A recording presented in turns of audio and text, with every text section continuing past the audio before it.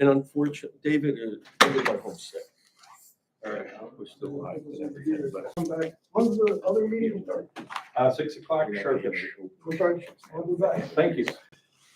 All right. Are we on? We are on and streaming. All right, so I guess we'll call the committee meeting to order.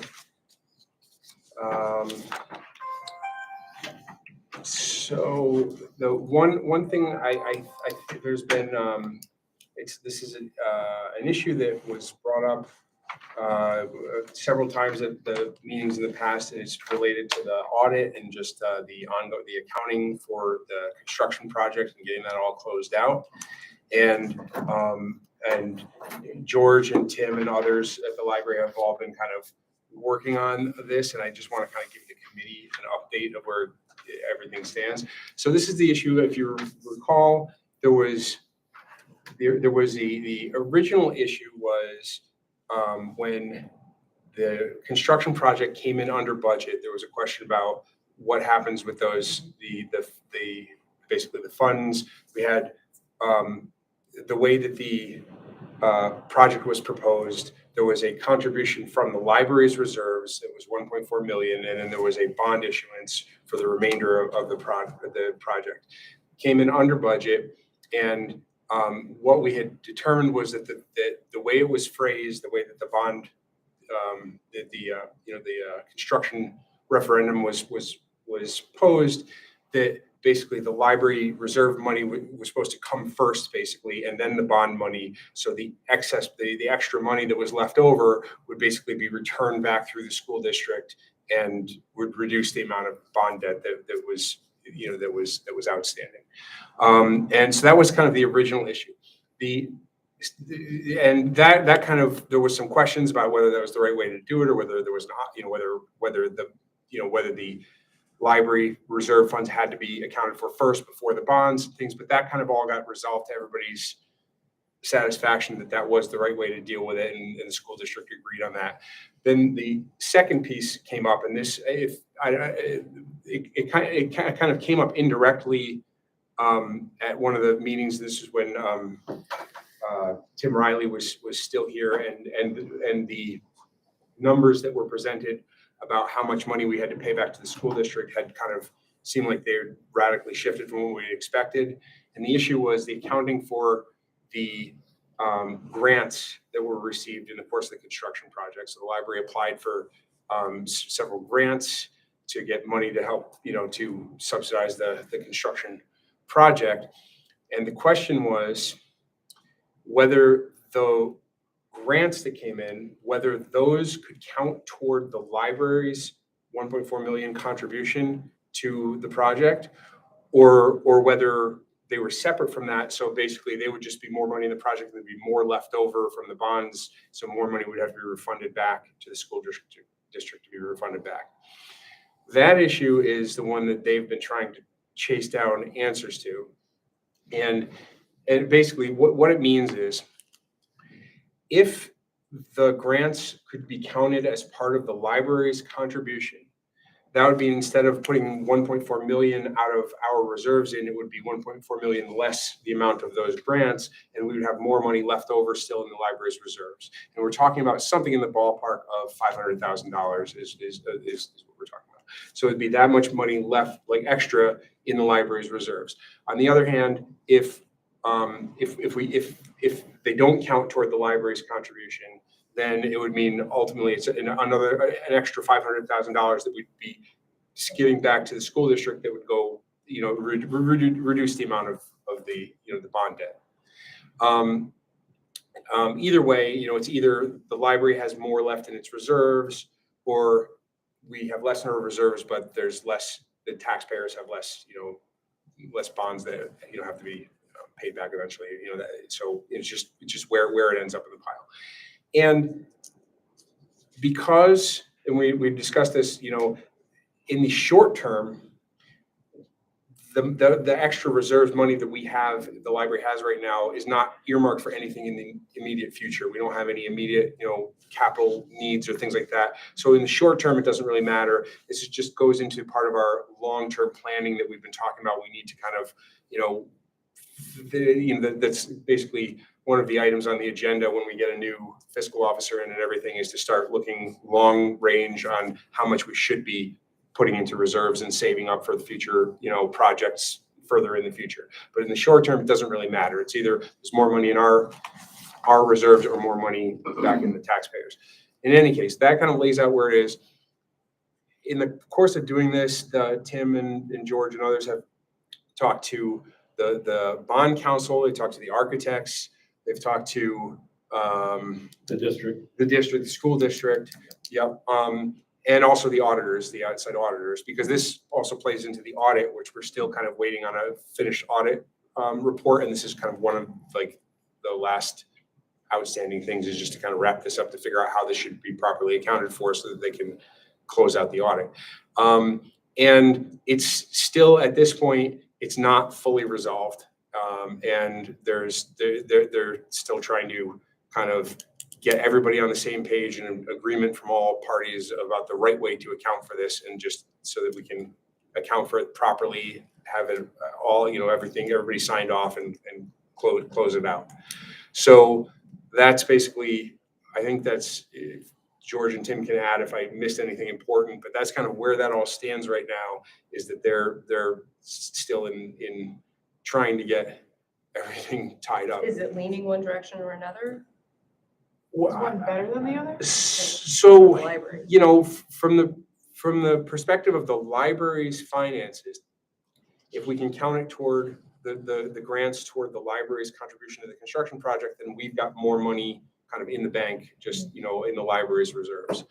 Again, ultimately, if it goes the other way, it's just money that goes back to the taxpayers. So from a taxpayer perspective, it's either just more money in the library's reserves or less that they have to pay back from the debt, from the Yeah, bond but issuance. the conversations with the variety of people leaned one way or another? So I think, I think,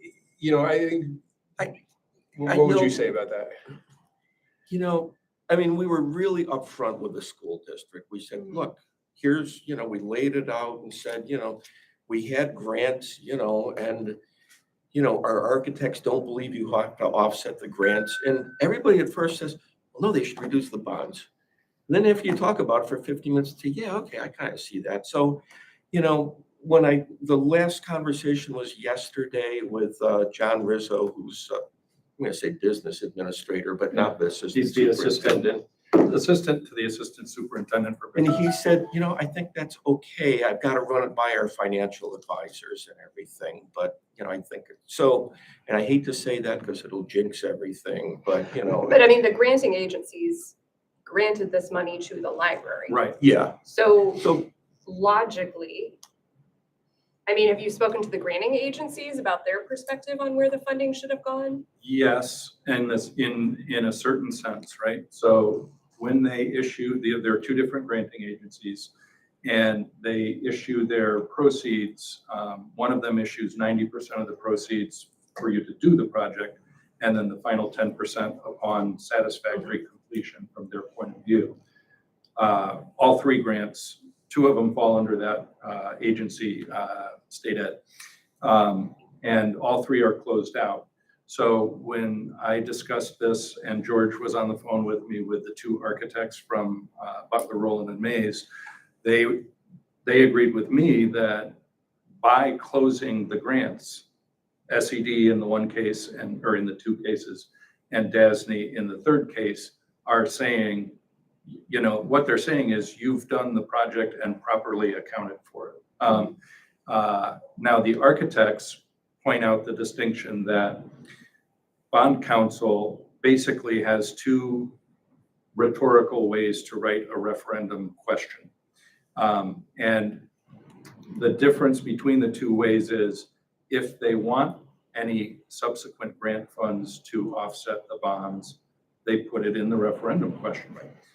Our bond counsel did not put it in the referendum question, which we think, George and I think, lends further support, if I may speak for you, No, lends further support to the idea that that money was meant to come to the library. It is true and also a bit ironic that we represent the exact same bunch of taxpayers as the school district, but, and I want to say this somewhat carefully, yes, we serve the same taxpayers, but everyone in this room is in service to the library, not to the school district. So for me, personally, I can't find a way to conclude anything other than that the money should go to the library, if you will. I have no problem if it goes back to the school district. It weakens our cash position, as I understand it, over the long term. But our taxpayers are exactly whole, you know, because either it's going to reduce the amount of money we borrow, or it's going to be kept here for a future use, you know. So those are the options. And I think part of the question is that there's never, I think that all of these grant programs and construction projects, like for example, our architect at Butler, Rowland and Mays has been with that firm for 15 years doing only New York State library projects. And she's like, I've never seen a project come in under a budget, nor have any of my colleagues. So it's usually not a question. And I think that the structure is set up because everyone goes over budget as opposed to under budget, you know, so. But it's, you know, very, very hard to find anyone who knows what to do. And it may be a case of choosing between two things that are both right, if you will. So, you know.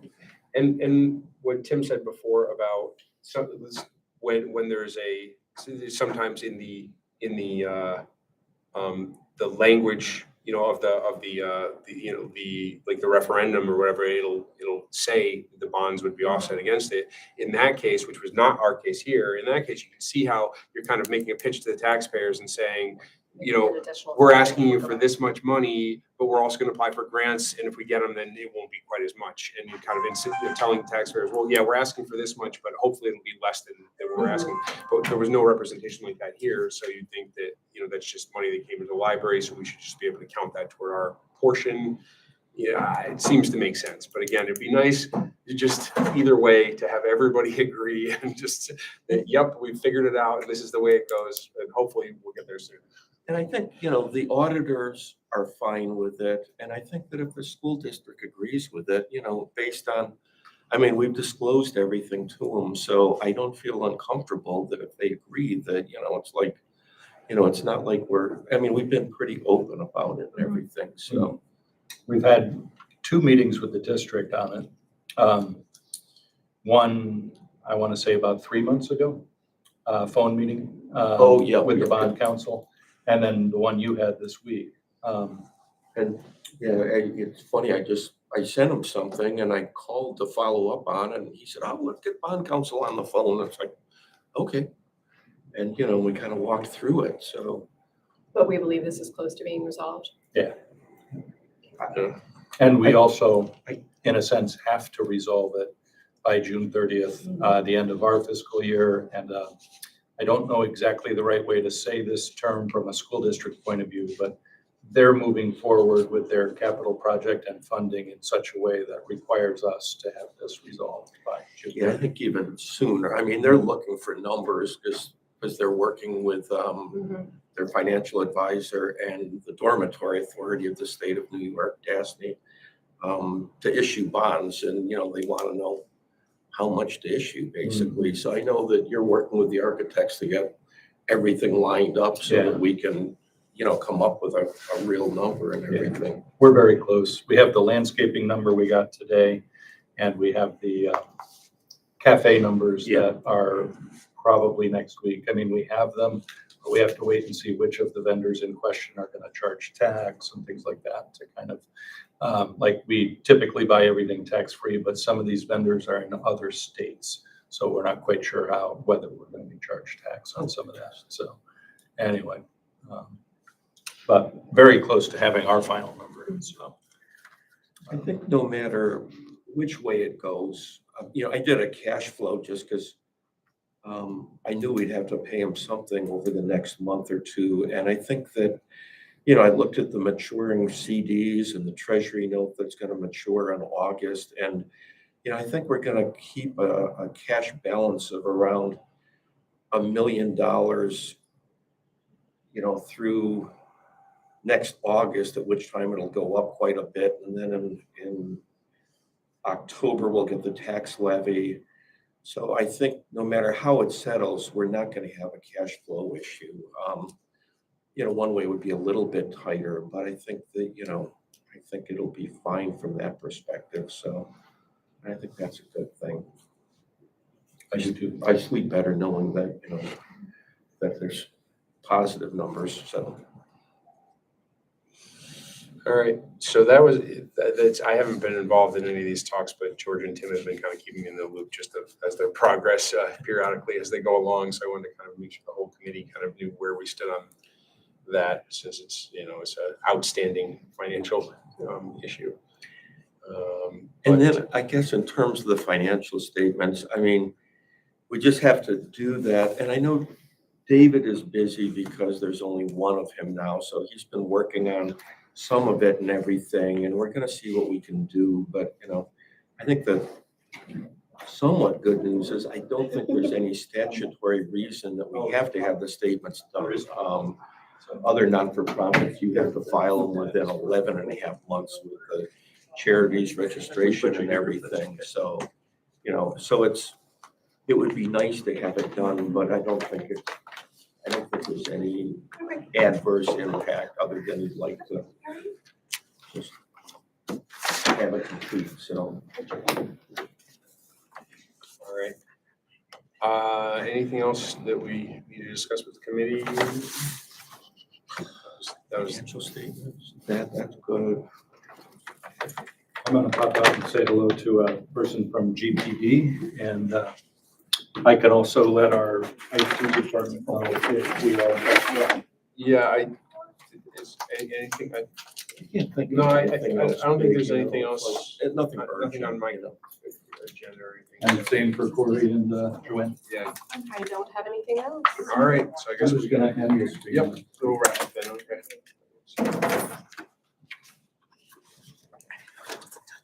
And